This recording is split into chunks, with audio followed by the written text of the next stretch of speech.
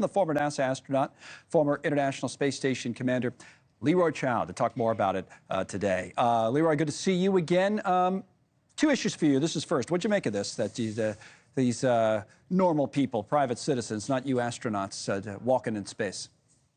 Well, yes, I do have to admit, when I first heard that two non-professionals were going to depress the cabin of the entire spacecraft and go outside in a brand new, untested spacesuit, untested in the environment, the actual environment anyway, it did raise my eyebrows. But then, I do know the folks over at SpaceX. I used to consult for them for many years, and I know they're very dedicated to safety, and they understand that, they're not going to do well if they have an accident.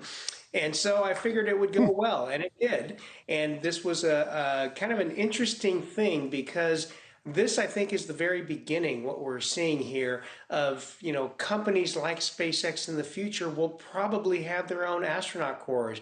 They will not depend on NASA or other government astronauts, even former NASA astronauts necessarily, very much like airlines have their own pilots and their own pilot training programs, right? Yeah. And so this very interesting that they were able to go out and do this. Yeah, I figured that would happen eventually when all the private space came in, Some people are wondering whether it means the rest of us, the space tourists, if you want to be that, are coming soon too. Your thoughts on that?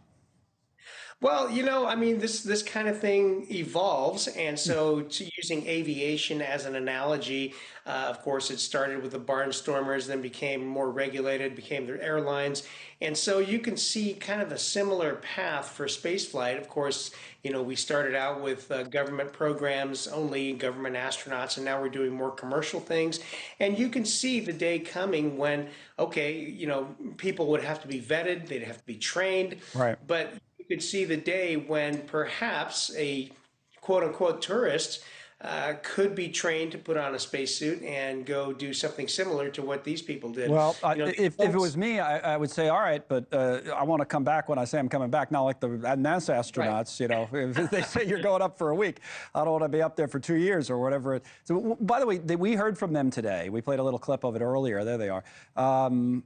Last time you were on, I think I talked to you about this. Still up in space, updating us on their situation. What about it now?